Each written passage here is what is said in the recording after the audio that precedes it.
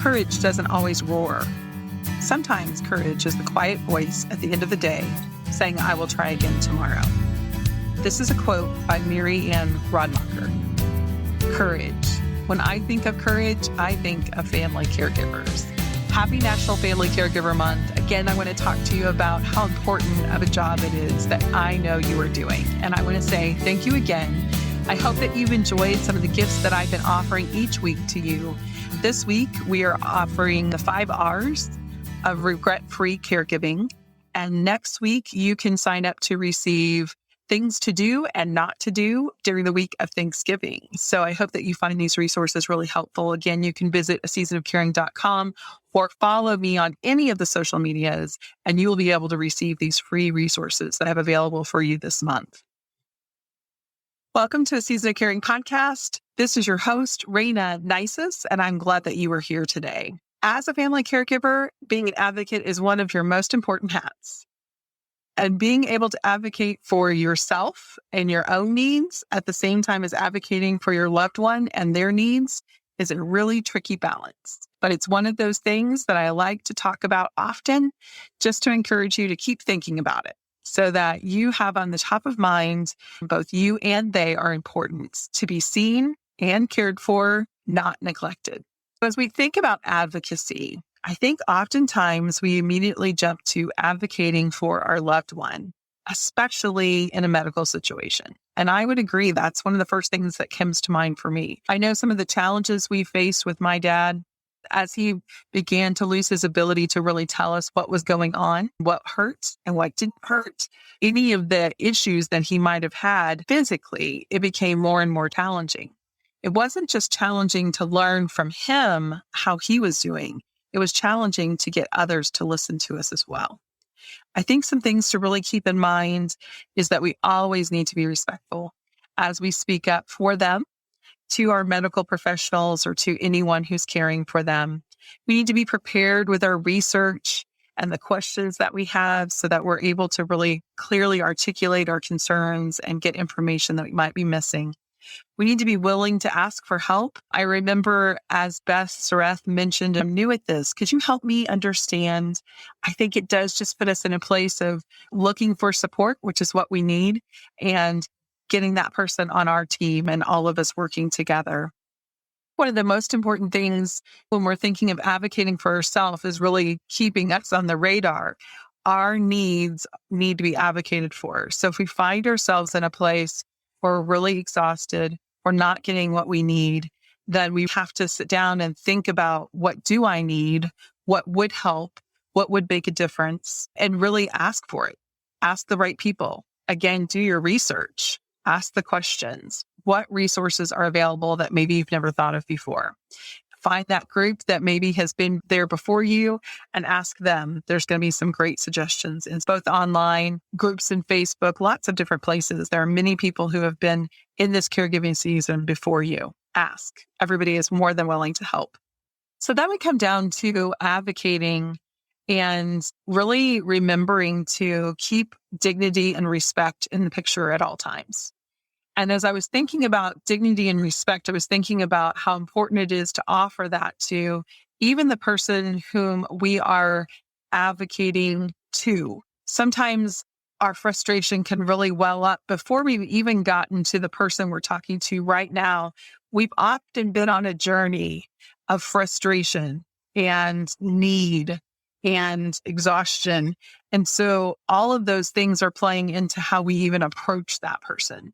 So approaching to ask them to be a part of your team, approaching in a way that offers them the respect that they deserve for their education and their background and all of the things that they are bringing to the relationship can be really important. We always need to speak with respect and dignity, both to others and to ourselves. As a caregiver, we have to think of how we are respecting ourselves, how we are understanding our own needs, and we're meeting our needs by getting the support that we need. But then there's the hat of what we think of caring for our loved one. It's the respect and dignity we need to have towards the person that we're caring for. And I think this can be a really difficult line no matter who it is.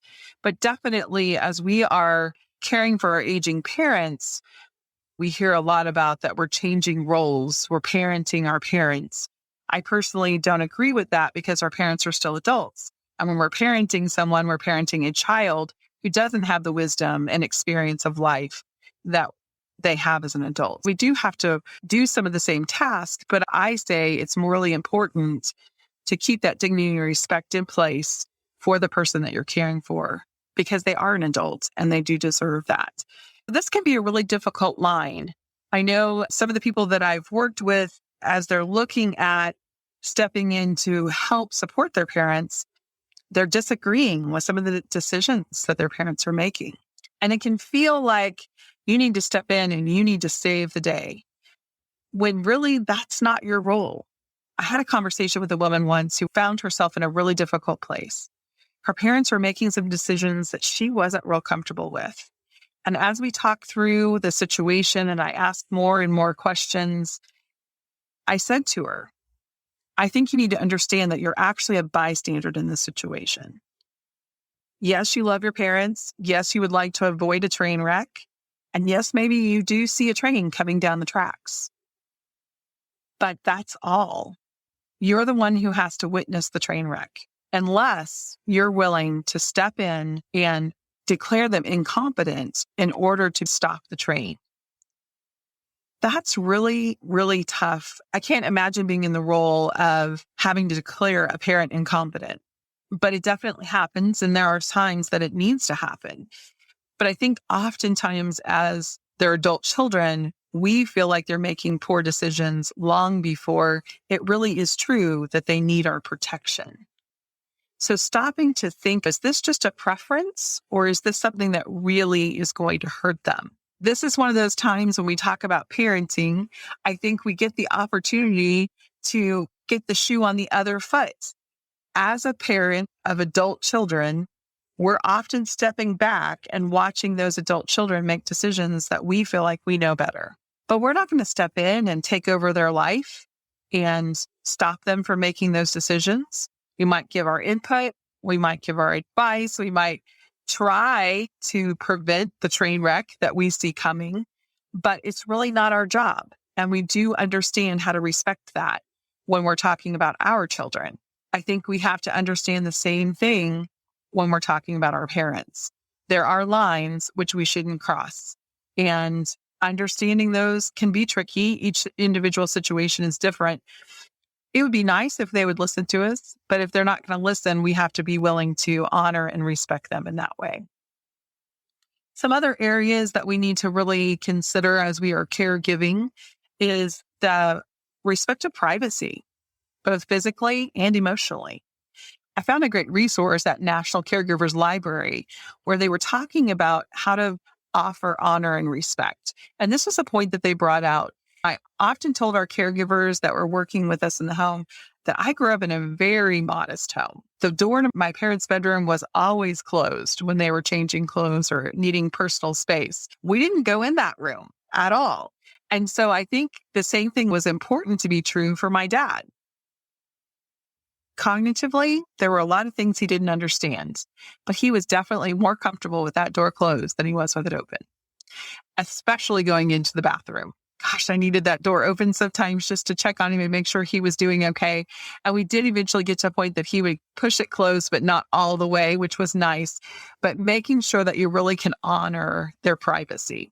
Knocking before you enter a closed door. Also thinking along the lines of discussing that confidential information in front of other people, even family members without permission. If we're talking about a person who's cognitively able to make those decisions, it really is their choice to decide whether or not they tell family members exactly what their diagnosis is or how they're doing in a progression of disease. That's a tough line to walk, but I think it is important, again, to honor them. Respect their choices. A lot of times we want to exert our own control over their lives, but we really need to allow them to make as many choices as possible. Allow them to decide what they want to eat, where they want to eat, when they want to eat, what they want to wear, what they want to do with their time. It's really important. Obviously, again, if we know there's cognitive problems, Offering choices can be the best way to help keep their dignity in place and allow them to have control over what they can control. If a choice seems silly or unimportant to you, you need to try and see that maybe this is important to them and it's just a difference of opinion. Medication can be a little tricky. We really can't choose to not take medications at certain levels, but really helping them to navigate why they don't want to take their medications. Sometimes there's a physical reason. Sometimes there's a cognitive reason. They don't understand what the medication's for. They don't feel that they need that medication, but it really is important to help them navigate those solutions. Offering snacks or offering them in a way that's easier for them to eat can be really important. Bathing is another area. We want them to have dignity and respect in their bathing time. It is absolutely necessary, though, that they do get baths. It is important that they bathe, but how important? How often is important? Looking at their medical needs and really understanding that is going to help answer that question for you. Dignity comes in with really addressing the individual, listening to their concerns, understanding, again, maybe if they're not taking medication, why? What's the hurdle that you can help them overcome? Involve them in as many decisions as possible. Ask their opinion. Let them know that they're important and this is still their life. So many times as adult children, we have a tendency to speak for them. We have a tendency to speak over them. We have a tendency to really just talk and not listen very often. So making sure that we ask them if they have questions, ask their questions of the doctors if they forget to ask themselves, but really finding a way to honor that dignity and respect all throughout life. In No Regrets, Hope for Your Caregiving Season, I also offered some information on walking that line of honoring, because I think that honoring who they were and who they are to you relationship-wise is also a very important piece. I mentioned earlier parenting the parent, but I think to me it goes deeper than that. It really is a process of honoring who my parents were to me my whole life. These last few years of their life was only one little section of their life, but they have helped to give me a foundation of my character and my values by raising me the way that they did. So honoring who they are, I think, can be a really important piece of that.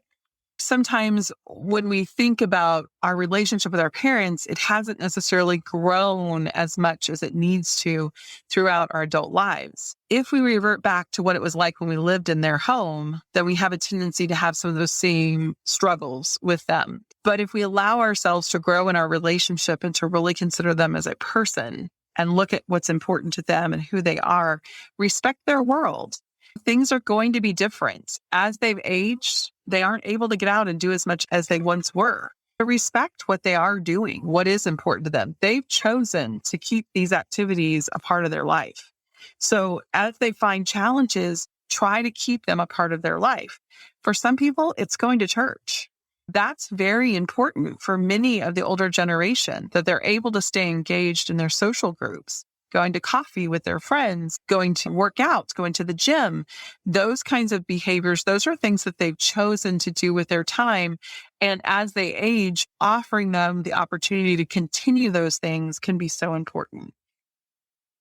I think sometimes we can look at it and think, oh, it's not that big a deal. He just goes and he just walks around the track. So he doesn't really need to do that. But when we look at what that benefit is for him physically, as well as emotionally, he meets the guys, they all walk around together. Those have a lot of benefit to them. And when you really look at what their life has boiled down to, there's often daily activities that they do that don't seem important to you in your season of life. But that's because you're still working. That's because you still have other responsibilities beyond just being retired and trying to get around as an elderly person. So think about what their basic needs are, think about what brings them joy, and really try to honor those things by providing opportunities for them to do them.